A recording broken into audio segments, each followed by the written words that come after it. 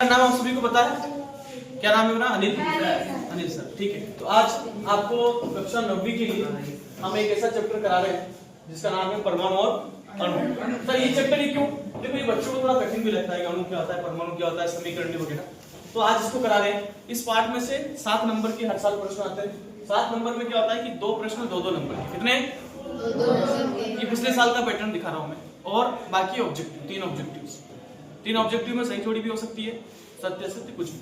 तो चलो एक बार इसको थोड़ा शॉर्ट में चर्चा कर लेते हैं, क्या क्या सीखेंगे इसमें अपन। तो इस अध्याय में अपन जो परमाणु अणु, उसके बारे में, परमाणु क्या होता है, अणु क्या होता है, वो सारी चीजें सीखेंगे। परमाणु क्रमांक क्या होता है, परमाणु कैसे, उसका इतिहास क्या है। चलो, तो परमाणु क्या होता है? तत्व नाम सुना है आपने कभी?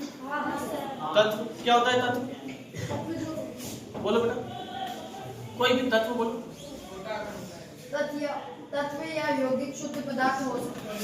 ठीक है, तत्व यौगिक शुद्ध पदार्थ हो सकते हैं। और अच्छा, प्रकृति में कितने तत्व होते हैं? कितने तत्व होते हैं प्रकृति में? 3। ठीक है, और बताओ कोई बात,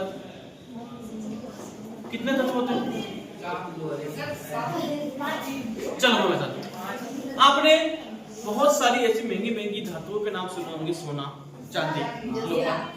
क्या कभी ऐसा होता है कि सोने के अंदर आपको चांदी के या लोहे के कण देखने को मिल जाए? ऐसा हो ही नहीं सकता है। वो सोना जो है, सोने के ही छोटे छोटे कणों से मिलकर बना होगा।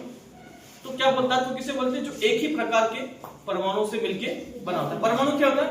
किसी भी चीज का सबसे छोटा कण। क्या होता है? किसी भी चीज का सबसे छोटा कण जो शुद्ध रूप में, शुद्ध रूप मतलब केवल उसी का ही। ऐसा नहीं कि सोना और चांदी के दोनों कण मिला के बोल दो कि ये चौक है तो उसमें कैल्शियम भी है, कार्बोनेट भी है। पानी है तो उसमें हाइड्रोजन भी है, ऑक्सीजन भी, H2O। तो ऐसे, तो हाइड्रोजन अलग एक परमाणु है, ऑक्सीजन एक अलग परमाणु। चलो इसको आराम से समझते हैं। तो आपने देखा तत्व क्या होता है? सबसे छोटा कण जो किसी रासायनिक क्रिया में भाग ले सकता है लेकिन स्वतंत्र रूप से नहीं रह सकता। क्योंकि ये क्या कोशिश करता है? ये कोशिश करता है कि एक और परमाणु मिलकर अणु बना ले। ये अकेला सिंगल नहीं रह सकता है कभी। ठोस, द्रव, गैस, सभी में क्या होता है? परमाणु। चाहे ठोस वस्तु हो उसमें भी कण हो, चाहे द्रव हो उसमें भी परमाणु होता है, और गैस होगी तो भी परमाणु। परमाणु आपस में मिलकर क्या करते हैं? अणु बनाते हैं। तत्व या यौगिक का सबसे छोटा कण जो स्वतंत्र अवस्था में रहता है उसे अणु बोलते हैं। अब 2 परमाणु अगर मिल गए तो क्या बन गया? अणु। अणु स्वतंत्र अवस्था में रह सकता है। लेकिन मेरा आपसे एक प्रश्न है, क्या परमाणु को अपन देख सकते हैं? नहीं। क्या अणु को अपन आंखों से देख सकते हैं?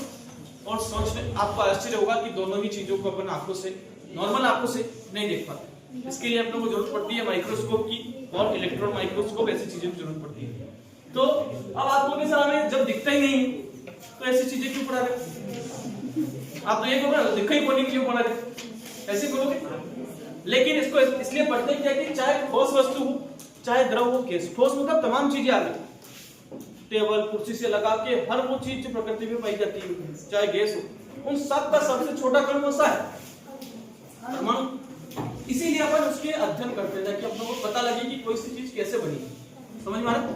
अब अपनों को क्योंकि अपने पास माइक्रोस्कोप और ऐसी चीजें अभी अपने जो सिलेबस है उसमें आपने केवल प्याज की झिल्ली और ऐसी चीजें देखते हो आप, है ना? बाकी आप उतना ज्यादा इसमें पढ़ते नहीं, केवल टिंडल इफेक्ट के बारे में आपको और विस्मान की मिश्रण ऐसी चीजें पढ़ाई जाती है। लेकिन इस अध्याय में आपको देखने को मिलेगा कि परमाणु अंदर से कैसा दिखता है, अणु कैसा होता है। ठीक है, तो आपके मन में जिज्ञासा जगेगी कि कैसे होता है। चलो, तो एक नियम होता है द्रव्यमान संरक्षण का नियम, सुना है? आप अगर क्या करना, घर जाके आपको एक सिरके की बोतल लेनी। क्या करना है? विनेगर जिसको बोलते हैं, थोड़ा सा विनेगर लेना या फिर पानी ले लो और इनो ले लो। एक बोतल में पानी भर दो, थोड़ा सा छोटी जीरो की बोतल आती है ना, खाली 0 पी के फेंक देते हो, वो बोतल ले लो और उसमें थोड़ा सा पानी भर दो, आधे से ज्यादा, मतलब थोड़ा सा खाली रखो। अब एक इनो का पैकेट 10 रुपए वाला, 15 रुपए वाला ले लो और उस इनो का अधिकतर भाग, आधे से ज्यादा भाग आपको एक बलून के अंदर भर दो और फिर उसको बलून को जो है उसका बोतल के ऊपर, कैप के ऊपर उसको बांध देना है। अब जैसे धीरे धीरे उसको खाली करोगे, बलून क्या होगा? ऑटोमेटिकली फूल जाएगा। क्यों फूला? क्योंकि इनो और पानी के बीच में एक अभिक्रिया हुई और उसमें से एक गैस निकली, उसकी वजह से वो बलून फूल गए। जब भी कुछ नया बनता है तो हम बोलते हैं कौन सा परिवर्तन हुआ है? रासायनिक। कौन सा हुआ है? रासायनिक। लेकिन ट्विस्ट यहाँ पे ये है, क्या होगा अगर आपने जितना पानी लिया था, जितना इनो लिया था और जितना बलून का वेट था, अगर तीनों का आप तोल लेते तो कितना वेट आता? मान लो है 171। कितना आया? 171 ग्राम। ठीक। अब जब अभिक्रिया होगी, बताओ, गैस करो। नहीं, कम होगा कि ज्यादा होगा? क्यों होगा? कब अभिक्रिया होगी तो गैस निकलेगी, लेकिन गैस को तो अपनों ने बलून में एयर टाइट कर रखा है और बलून तो उसी के साथ लगा हुआ है, तो है तो अल्टीमेटली बलून के अंदर ही, तो कम हो सकती है क्या? नहीं, अच्छे से पैक किया हुआ। अब क्या ज्यादा हो जाएगी? ज्यादा हो सकती है। कुछ बच्चों को लगेगा हाँ गैस बनी तो गैस का भी वजन है, लेकिन गैस कहां से बनी? इनो के पाउडर और पानी की अभिक्रिया से। इस अभिक्रिया में आप देखोगे उधर भी 171 वजन था, इधर भी एक मान लिया, अब कुछ भी वजन आ सकता है, आप देखोगे तो दोनों में कोई चेंजेस हुआ? पहले अभिक्रिया हुई थी क्या? अभिक्रिया नहीं होने से पहले जो वजन था अभी भी, इसे ही द्रव्यमान संरक्षण का नियम। किसी भी अभिक्रिया में अभिकारकों और उत्पादों की द्रव्यमान का योग हमेशा अपरिवर्तित रहता है, जितना है उतना ही रहता है। इसे द्रव्यमान संरक्षण का नियम कहता है। किसने दिया था बेटा इसको? किस वैज्ञानिक ने दिया था? लेवोजिये ने। किसने दिया था? चलो, तो ये इंपॉर्टेंट है, 2 नंबर में आएगा, थोड़ा सा इसको नोट डाउन कर लेना। वीडियो में थोड़ा साइड हो जाता हूं, आप इसको रोक के नोट डाउन कर लेना। हां बोलो, चलो आगे। एक शुद्ध रासायनिक यौगिक में तत्व हमेशा, अच्छा एक और नियम आता है स्थिर अनुपात का नियम। वो किसने दिया था? किस वैज्ञानिक ने दिया था बेटा? स्थिर अनुपात का नियम या निश्चित अनुपात। हां बेटा बोलो। प्राउस्ट नाम के एक वैज्ञानिक थे, उन्होंने बोला कि जब 2 तत्व होते हैं आपस में मिलेंगे तो उसने बोला कि हमेशा वो एक निश्चित अनुपात में मिलते हैं। ठीक है, और क्या बनते हैं? यौगिक बनाते हैं। क्या करते हैं वो? यौगिक बनाते हैं। इसे ही क्या बोलते हैं? निश्चित अनुपात का या स्थिर अनुपात का। देखो क्या लिखा, एक शुद्ध रासायनिक यौगिक में तत्व हमेशा द्रव्यमानों के एक निश्चित अनुपात में विद्यमान होते हैं। इसे क्या बोलते हैं? निश्चित अनुपात। पीछे वाले बच्चे बताएंगे निश्चित अनुपात का एक उदाहरण। पीछे वाले निश्चित अनुपात का एक उदाहरण बताओ, ऐसा यौगिक जिसमें हमेशा एक जैसा ही अनुपात होता है। कोई भी। पानी का सूत्र बताओ, देखिए पानी का सूत्र डिंकू। कार्बन डाइऑक्साइड का सूत्र बोलो बेटा। CO2, मतलब कार्बन हमेशा एक और ऑक्सीजन, तो ऑक्सीजन के अणुओं का जो भाग रहेगा वो हमेशा 2 के अनुपात में रहेगा, कार्बन का 1। तो यही स्थिर अनुपात का नियम। ऐसा नहीं होगा CO3 हो जाए, या ऐसा नहीं होगा केवल CO रह जाए। CO मतलब कार्बन मोनोऑक्साइड। तो ये चीजें ध्यान में रखनी है कि स्थिर अनुपात का नियम प्राउस्ट ने लिए। प्राउस्ट ने बोला कि कोई भी जो यौगिक बनेगा तो हमेशा एक निश्चित अनुपात। तो जैसे मान लो आपने घर पे कोयला लिया और कोयले को जलाया, तो कोयले में क्या था? कार्बन। जब वो जला तो ऑक्सीजन से संपर्क में हुआ, तो क्या बना? Carbon oxide. क्या बना? इसको बोलते हैं कार्बन मोनोऑक्साइड, क्योंकि एक ऑक्सीजन है। अब वो इतनी जहरीली विषैली गैस होती है, अपने लिए हानिकारक होती है। तो आपने खुद ने यौगिक बनाना सीख लिया कि यौगिक कैसे बनते हैं। आपके पास कोयला एक तत्व था, कार्बन, ऑक्सीजन वातावरण में थी, दोनों को जलाया, अभिक्रिया कराई, दहन हुआ, उसमें से जो गैस निकली कार्बन मोनोऑक्साइड। आप कहोगे सर कार्बन डाइऑक्साइड कैसे बनती है? अपने शरीर से जो गैस निकलती है उसमें ज्यादातर मात्रा में कौन सी होती है? Carbon dioxide. तो यहाँ पे भी आपने एक यौगिक बना लिया, वो भी कैसा है? निश्चित अनुपात। ऐसा नहीं कि CO3 निकल रही या कोयले वाली निकल रही है अपने अंदर। कौन सी निकल रही है? Carbon dioxide. समझ में आया यहाँ तक? पीछे उसको जवाब कर। ठीक है, अगला। अब देखो, अब पूछा जाता है कि वे तत्व क्या होता है? मैंने समझाया था शुरू में, वो सूक्ष्म कण होता है परमाणु, जो स्वतंत्र रूप से नहीं रह सकता है तथा उसके सभी रासायनिक गुणधर्मों को दिखाता है। समझ में आया? सोने का नेचर अलग होगा, चांदी का, लोहे का, ये सब किस पर डिपेंड कर रहा है? उसके परमाणुओं पे। किस पर डिपेंड कर रहा है? उसके परमाणु पर। चलो, अणु क्या होता है? वो सूक्ष्म कण होता है जो सामान्य दशाओं में स्वतंत्र रह सकता है। ये सभी पदार्थों के सभी गुणधर्मों को प्रदर्शित करता है, जबकि परमाणु स्वतंत्र नहीं रह सकता। वो कोशिश करता है किसी के साथ जुड़ जाए। जैसे अगर कोई बच्चा सिंगल बैठा है, वो कोशिश करेगा यार अकेला बैठा हूं सर, बार बार टूकेंगे, किसी के पास जाके बैठ जाऊं झुंड में, तो इसकी परमाणु की कंडीशन बिल्कुल पीछे वाले कक्षों जैसी होती है। वो क्या करते हैं, स्वतंत्र अवस्था में, जबकि जो टॉपर बच्चे होते हैं अणु, वो प्राय स्वतंत्र रूप में रह सकते हैं। कभी कभार उन्हें ऐसा लगेगा कि अरे अपनों को बॉन्ड बनाना चाहिए। चलो, तो ये था परमाणु अणु के बारे में। आगे चलते हैं। यहाँ तक कोई दिक्कत समझ में आ रहा है? पीछे चलो, अब आता है परमाणु की संख्या क्या होती है। चलो बताओ, परमाणु संख्या नाम सुना है कभी? तो कोई भी यौगिक होगा, उसका रासायनिक सूत्र क्या होगा, उसमें जो संघटक तत्व होंगे, जैसे होगा तत्व कितने हैं प्रकृति में, 118। कितने बच्चे, कितने तत्व है?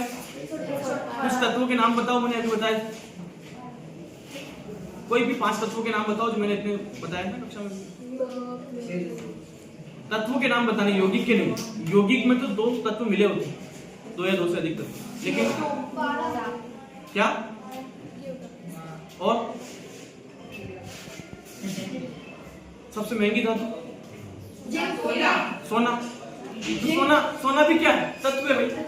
चांदी तत्व, लोहा तत्व, सोडियम, कार्बन, ऑक्सीजन, लिथियम, इतने सारे तत्व। समझ में आ रही बात? ये तत्व क्यों है? क्योंकि ये एक ही प्रकार के परमाणु से बने।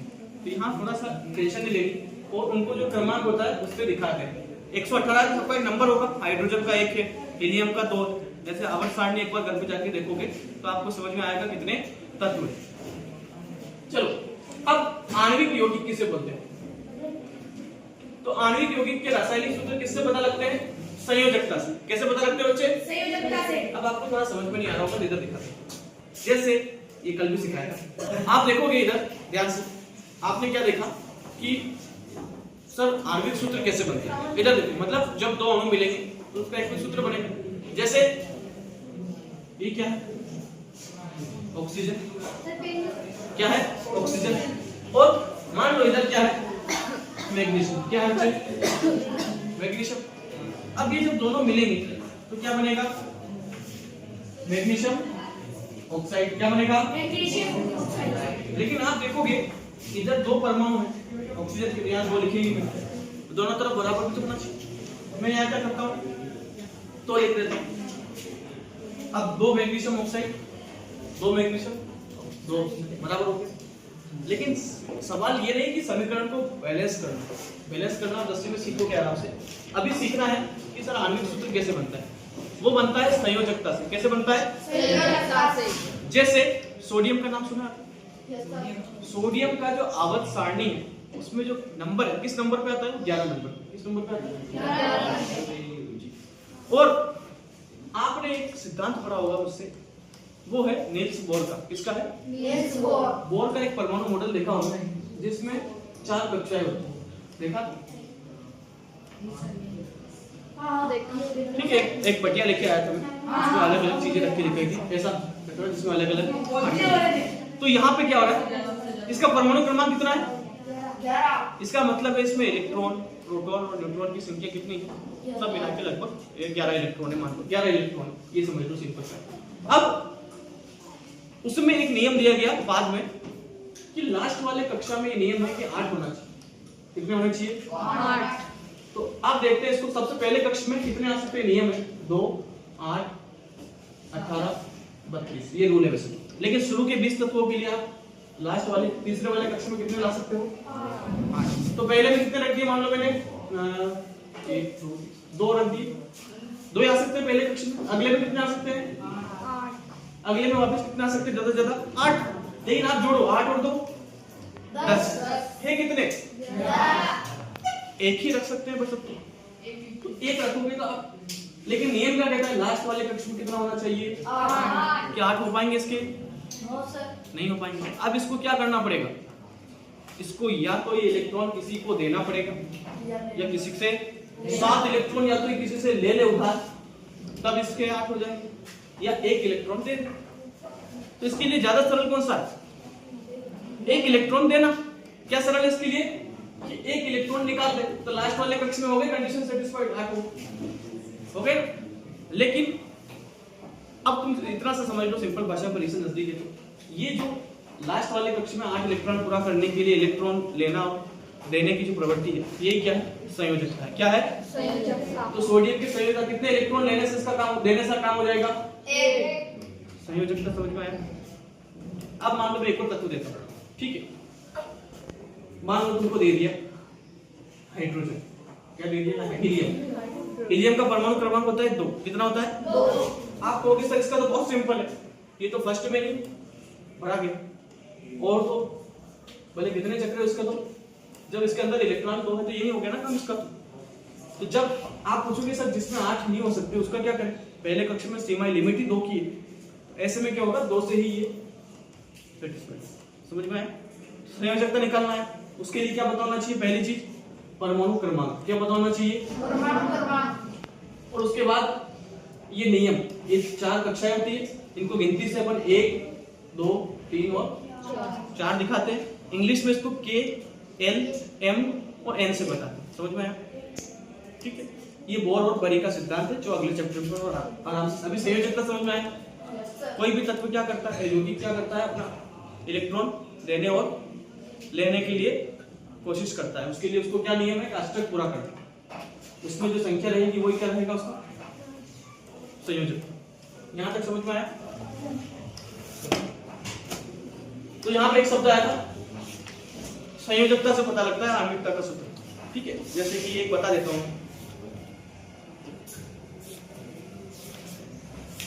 ये है जैसे मैग्नीशियम और ये है क्लोरीन। क्या है? तो ये सूत्र कैसे बनेगा? ये दो, मैग्नीशियम एक तत्व है, क्लोरीन, और अपन जानते हैं प्राउस्ट का नियम कहता है कि हमेशा एक निश्चित अनुपात में जोड़ेंगे। ऐसा नहीं होगा कि अब होगा क्या? मैग्नीशियम की संयोजकता कितनी होती है बच्चे? 2। कितनी होती है? 2। अब ये कैसे लिखा था मैंने? मैग्नीशियम के जो लास्ट 4 कक्ष होंगे, उसमें जो लास्ट वाला कक्ष होगा उसमें इलेक्ट्रॉन कितने होंगे? या तो 6 होंगे। 6 क्यों रखे? क्योंकि अब अगर इसको 2 मिल जाए तो इसका 8 हो जाएगा। या फिर होंगे कितने इसके लास्ट वाले कक्ष में? केवल 2। कितने होंगे? तो ये 2 दे देते हैं, 2 या तो 2 ले ले या 2 दे दे। तो ये कब पता लगेगा आपको? जब इसका परमाणु क्रमांक याद हो। अभी समझ में तो आया, सिस्टम तो समझ में आया। अभी परीक्षा नजदीक है तो सब इतने याद नहीं कर पाओगे, केवल तरीका समझ में।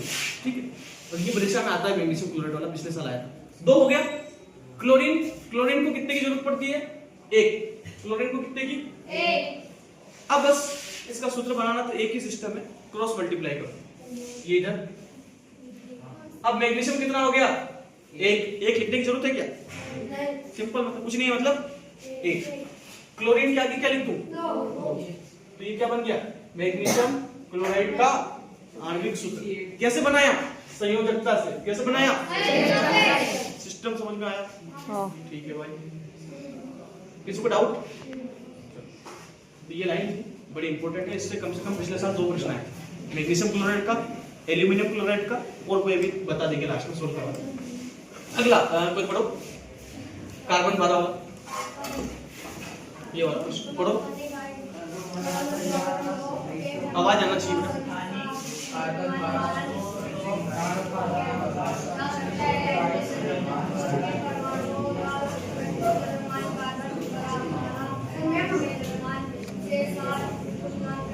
चलो ठीक, बस समस्थानिक क्या होता है? समस्थानिक परीक्षा में आता है बच्चे। समस्थानिक क्या होता है?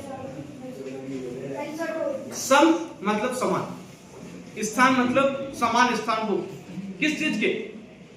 तत्व का। किस चीज का? जब किसी तत्व के परमाणु क्रमांक, क्रमांक मतलब स्थान, परमाणु क्रमांक तो समान हो लेकिन उनका द्रव्यमान अलग अलग, उसे क्या बोलेंगे?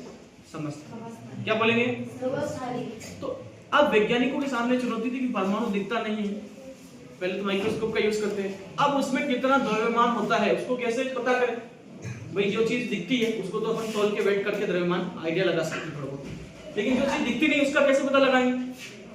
तो सब ने कहा कि एक ऐसा तत्व है जो प्रकृति में सब जगह पाया जाता है, किसी न किसी चीज में सब जगह मिलेगा। वो कौन है?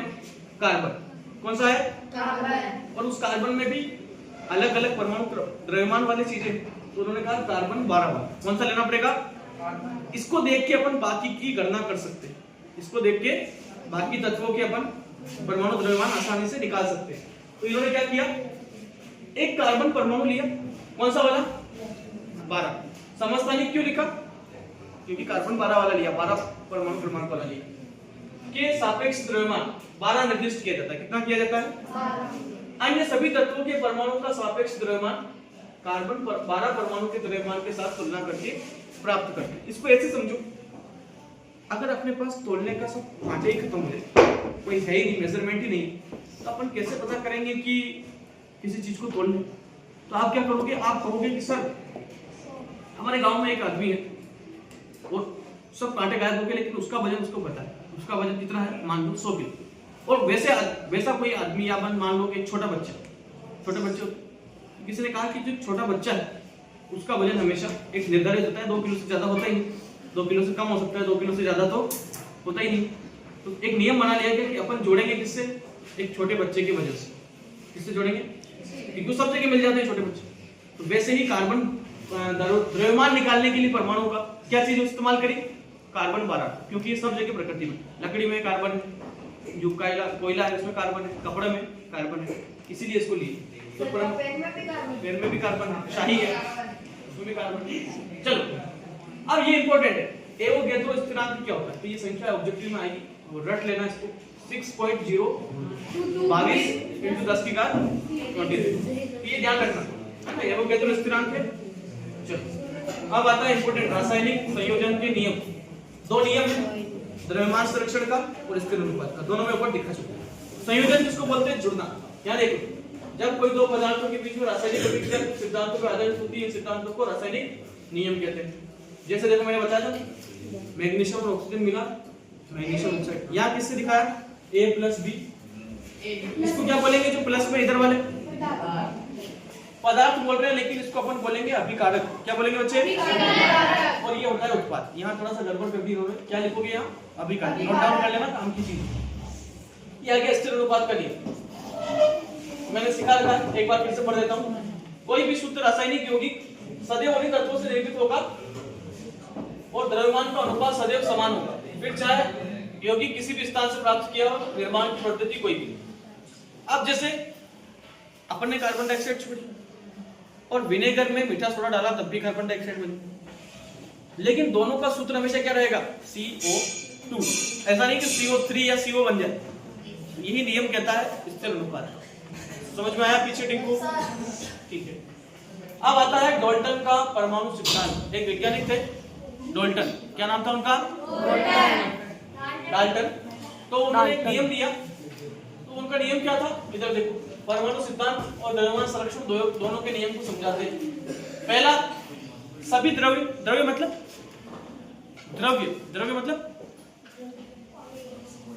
जितने भी पदार्थ जो स्थान करते हैं, क्या द्रव्य, जो भी द्रव्य है वो परमाणु से निर्मित होते हैं, ठीक है, छोटे छोटे कणों से मिलकर बने होते हैं। पहला डाल्टन का रूल, यहाँ बिल्कुल सही बैठ गया, पीछे वाले ध्यान देंगे, पूछूंगा।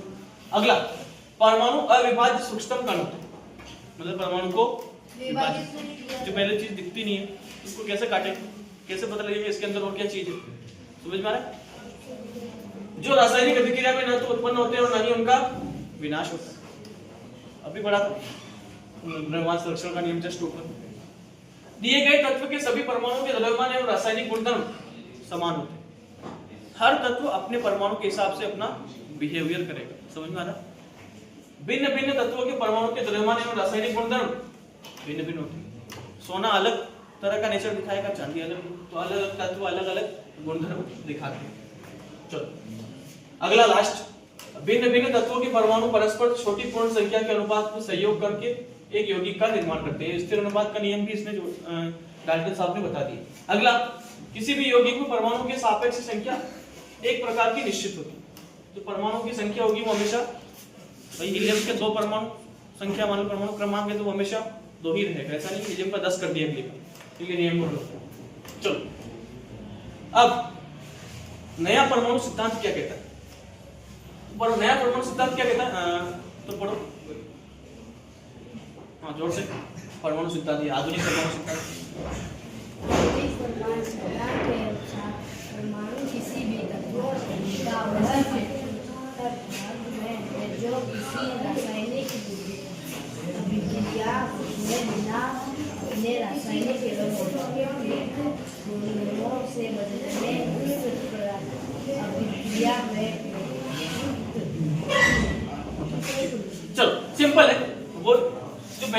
लगभग वही, कोई चेंजेस यहाँ पे नहीं देखने को मिलता। आगे, परमाणु तत्व के सूक्ष्म भाग है जिन्हें किसी भी शक्तिशाली सूक्ष्मदर्शी से देखा नहीं जा सकता। देखो अब यहाँ पे एक बात थोड़ी सी डाउटफुल है, आपने तो, मैं कहूंगा कि सर आपने तो बोला था कि परमाणु को तो माइक्रोस्कोप से देखना पड़ता है, लेकिन यहाँ पे लिखा है सूक्ष्म भाग है जिन्हें किसी भी शक्तिशाली सूक्ष्मदर्शी से देखा नहीं जा सकता। तो ये थोड़ा सा इस चीज को ध्यान देंगे। सूक्ष्मदर्शी से तो देखते हैं, पहले जो खोजी हुई इलेक्ट्रॉन माइक्रोस्कोप, तो उसके लिए बड़े पावर के सूक्ष्मदर्शी यूज करना पड़ते हैं। समझ में आ रही बात? अभी पूछूंगा एक एक से। चलो, किसी भी तत्व के एक परमाणु का द्रव्यमान उसका परमाणु द्रव्यमान कहलाता है। 1961 में क्या हुआ, आईयूपीएसी ने एक कमेटी है, इसका फुल फॉर्म पूछा जाता है, क्या है आईयूपीएसी का full form? International union of applied chemistry. ठीक है, तो बता देता हूँ, international union of pure and applied chemistry. ठीक, तो ये एक संस्था है, इन्होंने क्या किया, परमाणु द्रव्यमान की इकाई को किससे दिखाया? यू से। किससे दिखाया? यूनिफाइड द्रव्यमान से। पहले किससे मापते थे इसको? एएमयू से। किससे मापते थे? Atomic mass unit. अभी क्या चल रहा है? यू, यूनिफाइड द्रव्यमान। चलो, जैसे यहाँ देखो, कार्बन 12 का कितना दिया? 1/12 इससे के बराबर, तो ये उसका 1 यूनिट बराबर कितना हो गया? कार्बन 12 है तो 1.66 into 10.37, इसको नोट डाउन कर लेंगे, इंपॉर्टेंट। चलो, किसी अणु का द्रव्यमान, अच्छा यहाँ एक चीज है, तुम्हारे परीक्षा में ये भी प्रश्न आते हैं कि तुमको क्या करेंगे, किसी भी चीज के परमाणु द्रव्यमान दे देंगे, जैसे हाइड्रोजन ब्रोमाइड HBr, और उसमें लिख देंगे कि हाइड्रोजन का कितना होता है 1, ब्रोमाइड का कितना होता है वो संख्या दे देंगे, इतना होता है। बस आपको कैलकुलेशन करके उसको लिखना है, जोड़ के हाइड्रोजन ब्रोमाइड दोनों का जोड़ दो, लिख दो, वैसे करना है। अभी आएंगे आगे। किसी अणु का निर्माण 2 या 2 से अधिक परमाणुओं के बीच रासायनिक बंध से उत्पन्न होने के कारण होता है। ये अणु के बारे में पढ़ा चुका हूँ, ठीक है। आगे बढ़ते हैं, टाइम कम है, अब बढ़ते ले रहे हैं पीछे वाले, लट खाई से काम होता है। चलो, सूत्र इकाई द्रव्यमान, ये क्या होता है? अभी इसी की बात कर रहे थे, तो ये देखो, यहाँ सीधा देख लो, उसको छोड़ो, NaCl, सोडियम क्लोराइड। अब इसका परीक्षा में पूछ लेगा कितना है द्रव्यमान, तो आपको क्या पता होना चाहिए? सोडियम का द्रव्यमान पता होना चाहिए। एक सोडियम का द्रव्यमान और एक क्लोरीन का द्रव्यमान जोड़ लेना। सोडियम का कितना होता है द्रव्यमान? 23। कितना होता है बच्चे? 23। लेकिन परमाणु क्रमांक कितना था? 11। कितना था? पढ़ाया था अभी थोड़ी देर पहले।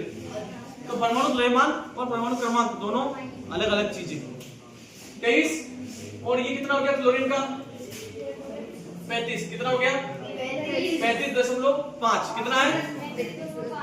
दोनों को जोड़ लो, 35 और 23 58 58 ना, 35 10 45 55 3 58 और 0.5 58.5 आ गया। ये परीक्षा में एक सवाल आता है, ध्यान रखना, अगर यकीन ना हो तो पुराने साल के पेपर उठा के देख लेना। चलो अगला, 2 प्रश्न आते हैं 2 नंबर के, एक तो मैंने बताया संयोजकता वाला और एक ही रासायनिक सूत्र लिखने के नियम। सबसे पहले तत्वों के परमाणुओं के चिन्हों को लिखा जाता है, जैसे हाइड्रोजन को H से, हीलियम को He से, लोहे को Fe से, सोने को Au से। ये उनके क्या है? प्रतीक।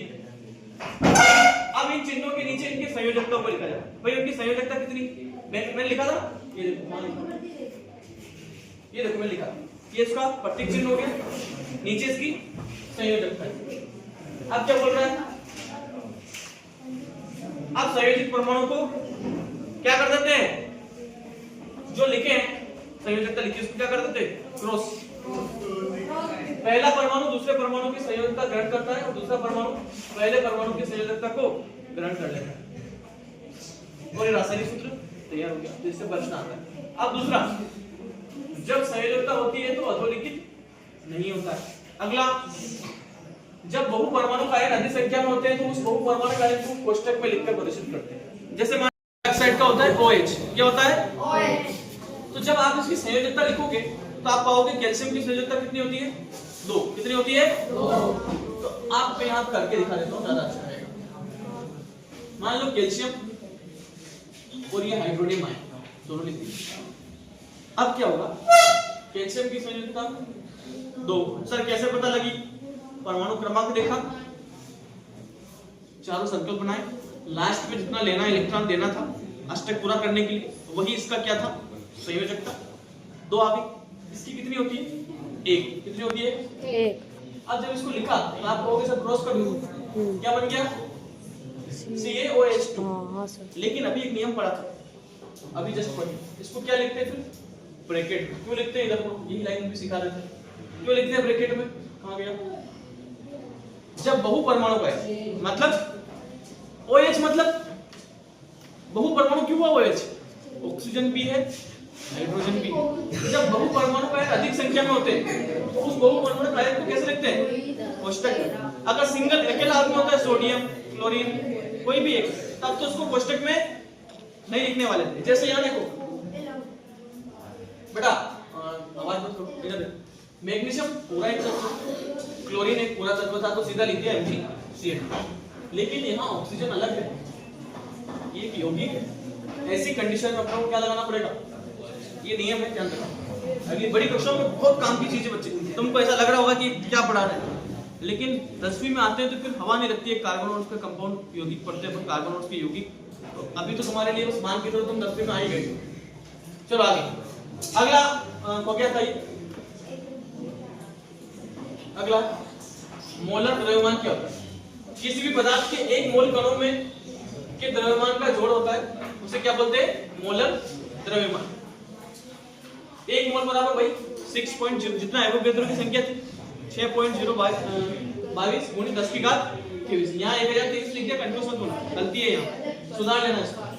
चलो अब तुम्हारी बारी में पूछूंगा एक एक से, देखता हूँ तुम्हारी क्या हालत है। चलो किससे पूछूंगा, टिंकू बोले, जब दो या दो से अधिक परमाणु का समूह होता है, कौन सा आंसर लगाएगा, बोल। इसका आंसर कब मिलेगा, अरे शांति, इससे पूछा वही, बोलो बेटा। टाइम कम है और वीडियो बन रही है, थोड़ा परिवार वाले देख रहे हैं, कुछ बोल भी नहीं सकते। हाँ योगी वो रेस पर नहीं बोलता, मैं क्या बोलूं अभी, उसके पास आ रहा, बोलो आंसर क्या, पिछले वाला नाम नहीं पढ़ना था तो बोले नहीं, अणु।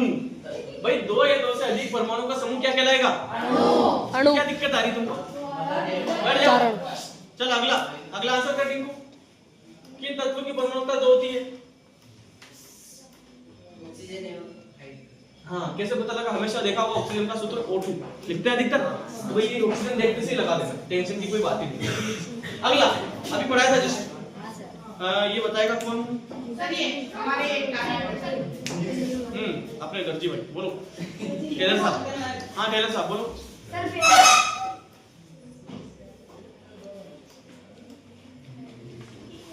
बोलिए साहब, बोलो बेटा बोलो।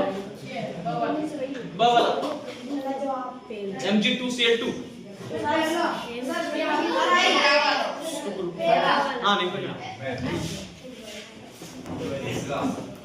तीसरा Mg2Cl,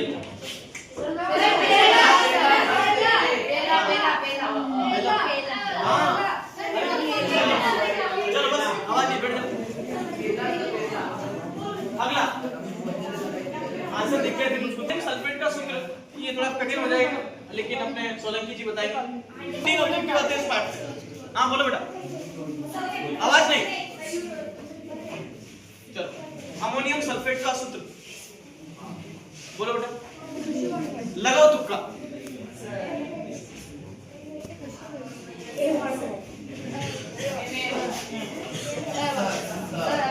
सर हाँ तो बोलो, ए वाला ammonium NH4, ammonium sulphate SO4, ठीक है। अगला बैठ जाओ, सोडियम नाइट्रेट, हाँ बता, NaNO3, ठीक है। तो ये आपके आंसर्स है, आप आराम से इसको एक बार कर सके। और मेरा तो ये कहना है, जो लास्ट वाला पोर्शन है ऑब्जेक्टिव वाला, इसको डबल देख के जाना परीक्षा से पहले। अब आगे देखते हैं, किसी भी रासायनिक अभिक्रिया में द्रव्यमान का योग अपरिवर्तित रहता है, कौन सा नियम है ये, कौन सा नियम है तो बताओ। संरक्षण का नियम, हाँ निश्चित आवेश युक्त परमाणु, बोलो निश्चित आवेश युक्त परमाणु का समूह, इसमें कौन सा होगा, बहु परमाणु, इसमें अणु, निश्चित आवेश युक्त परमाणु का समूह, अणु, देखो जिस पे आवेश होता है तो अपन उसको आयन भी बोलते हैं। क्या बोलते हैं? आयन, बहुपरमाणु है। शाबाश। अगला CaSO4 का सूत्र क्या है? 4। क्या बात है यार, 4 कैसे होगा मुझे समझ में नहीं आया। 136 ग्राम। हाँ। अगला सोडियम कार्बोनेट का सूत्र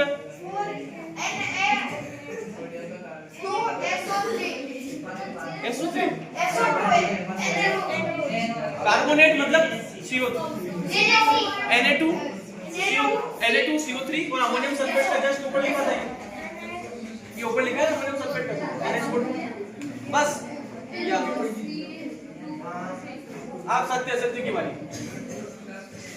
तत्व का सूक्ष्म कण परमाणु होता है जो स्वतंत्र रूप में नहीं घटता, होता है सत्य बात है।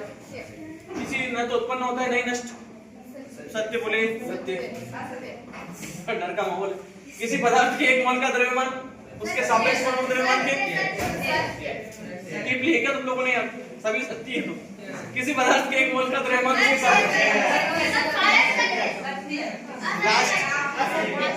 लास्ट वाला असत्य। क्यों?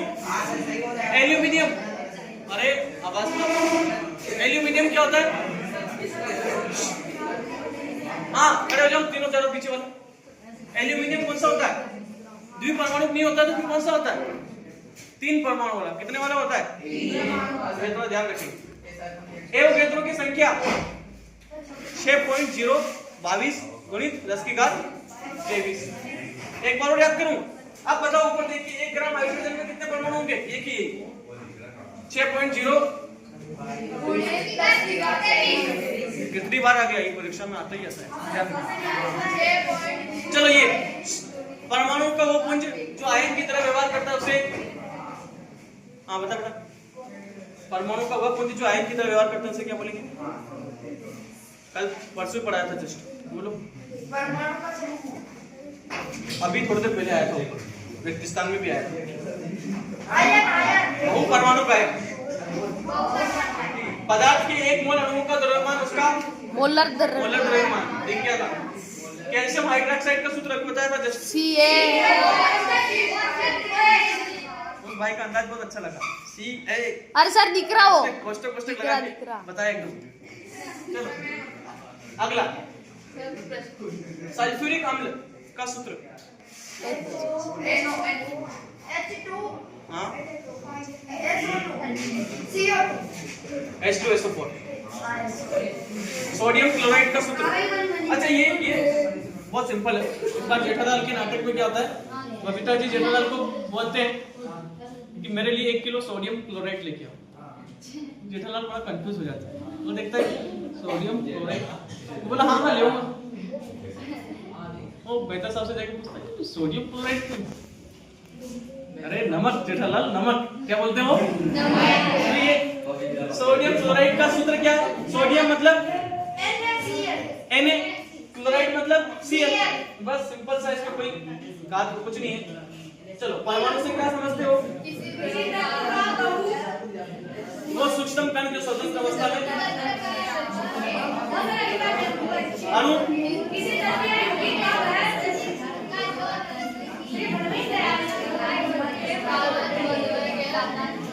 हाँ भाई सिंपल है। अगर अंतर भी पूछ ले पीछे, अगर अंतर भी पूछ ले तो क्या करेंगे? परमाणु जो है सिंगल रह सकता है क्या? नहीं रह सकता। ये क्या कोशिश करेगा? अणु बनाने का ट्राई करेगा, लेकिन अणु तो पहले से डबल है।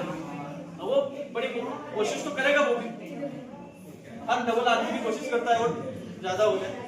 चलो परमाणु द्रव्यमान ये परीक्षा में पूछा जाता है, थोड़ा इसको लिख लेंगे, थोड़ा कठिन भी पड़ता है बच्चों के लिए। पहले क्या दिखाते थे? एमयू में। मैंने अभी क्या बताया इसका आंसर? यू में। किसमें दिखाते हैं इसको? वे बहुपरमाणु आयन की परिभाषा आप ऊपर से 1 नंबर भी देख सकते हो। परमाणु का वह पुंज जो आयन की तरह व्यवहार करता है, जैसे कार्बोनेट। अगला 1 मोल से क्या समझते हो? ये संख्या होती है किसी भी तत्व, यौगिक या आयन। ये देखो अणु परमाणु में अंतर रोक के लिख लेना घर पे आराम से। रासायनिक सूत्र क्या होता है बताए? डॉल्टन का परमाणु सिद्धांत। चलो ये प्रश्न इंपोर्टेंट है, ऐसे आते हैं प्रश्न। 2 प्रश्न आने से CH4 का क्या निकाल के दिखाओ, मोलर द्रव्यमान। कैसे निकलेगा सर, सुनो, तुमको कार्बन का पता है कितना होता है, 12। कितना होता है, 12। एक कार्बन परमाणु का कितना होता है, 12। हाइड्रोजन का कितना होता है, एक ही होता है। कितना होता है, 1। बस जोड़ लेना है। कार्बन कितने हैं, एक मतलब 12 हो गया। हाइड्रोजन कितने हैं, 4। 1 × 4 मतलब 4 हो गया। 12 और 4 16, ये निकाल दिए। और कुछ प्रश्नों में तुमको उसका परीक्षा में देगा कि सीधे पे दे दो फास्फोरस P4, इसका निकालना। तुम कहोगे सर हमें फास्फोरस का पता ही नहीं, लेकिन परीक्षा वाला इतना मेहरबान है तुम पे कि वो तुमको ऐसे लिख के देगा, फास्फोरस का एक अणु का परमाणु द्रव्यमान 31 और निकालना कितने का है, 4 का। डिंक को निकाल के दिखाएगा, डिंक को नहीं, उसके पास वाला। आइए, एक फास्फोरस के अणु का कितना है, 31, तो 4 का निकाल के दिखा बेटा। हाँ तू उधर क्या देख रहा है, इसको समझा। मैंने क्या बोला, केवल प्रश्न बोलते बेटा, केवल प्रश्न बोलते तो अच्छा जाएगा। वीडियो चल रही है, लाज रख ले, प्रश्न बोलते केवल। क्या बोला मैंने, हाँ बोल लो। इसने तो आंसर ही बता दिया। कुछ नहीं करना था भाई, एक परमाणु फास्फोरस का 31 का द्रव्यमान रखता है, तो 4 का कितना होगा, 31 × 4 124 ग्राम। 124। बस इतनी सी चीजें हैं, लेकिन तुम्हारा ध्यान किधर है, पता नहीं किधर है। चलो अगला, HCl का पूछेगा तो हाइड्रोजन का तो 1, क्लोरीन का कितना होता है, तो पहले बात की 35.5। ये सोडियम क्लोराइड का निकाला था, तब भी अपने देखा था। तो सोडियम क्लोराइड का, सोडियम का कितना था, 23। कितना था बच्चे, 23। क्लोरीन का 35.5, वो कितना हो गया था उस टाइम, 58 वैसे याद करने पड़ेंगे थोड़े से। ये देखो, ये नाम आणविक सूत्र लिखना क्या आना चाहिए। मान लो तुमको नाम दे दिया कॉपर ब्रोमाइड का बनाओ, तो कैसे बनाओगे, कॉपर लिखा Cu Br। अब कॉपर के नीचे कितना लिखोगे, 2। ब्रोमाइड के नीचे Al। क्रॉस किया, क्या बन गया, Cu कॉपर ब्रोमाइड। ऐसे ये एल्यूमिनियम नाइट्रेट का ऐसे बनाना सिखा दिया। थोड़ा प्रैक्टिस करना खुद से जरूरी है। बैठ जा बेटा, बैठ जा, परेशान। ये प्रश्न क्या बात, आयनिक तथा आणविक यौगिक क्या होता है, वे यौगिक जो जल पे घुलने पे आवेशित धनायन और ऋणायन बनाते हैं, उन्हें क्या बोलते हैं, आयनिक यौगिक। कौन से यौगिक, जैसे सोडियम क्लोराइड नमक है, नमक को पानी में घोलोगे और एक साधारण पानी आसुत जल, दोनों में करंट लगाओगे, इसमें करंट आएगा नहीं, आसुत जल में तो आएगा सोडियम क्लोराइड वाले में, क्योंकि सोडियम और क्लोराइड दोनों क्या है, प्लस और माइनस चार्ज वाले। बस अगर अशुद्ध जल होगा, घर वाला अशुद्ध जल आता है, उसमें होगा करंट आता है। अब आता है आणविक यौगिक। मैंने आणविक यौगिक बनाना सिखाया है। वे यौगिक ए भाई बैठना, अभी 4 बार तो बजा दिया तूने उसको, थोड़ा वो करो यार। चलो आणविक यौगिक किसे बोलते हैं, कौन बताएगा, लिख पे करा बता बेटा, आणविक यौगिक किसे बोलते हैं, आणविक यौगिक।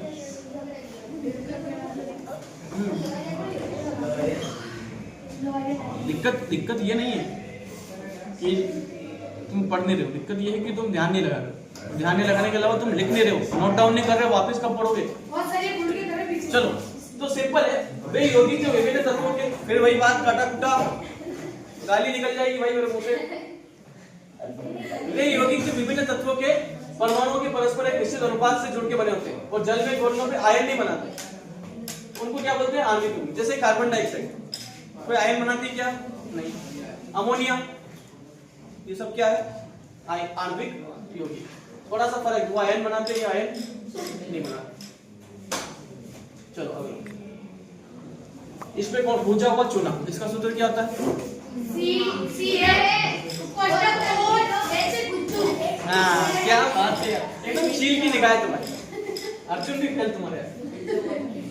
चलो ये बाकी सब भी याद कर लेना। चलो तो ये था आज का चैप्टर। उम्मीद है ये छोटे छोटे कण जो नजर नहीं आते हैं, लेकिन तुम तो मुझे दिख रहे थे।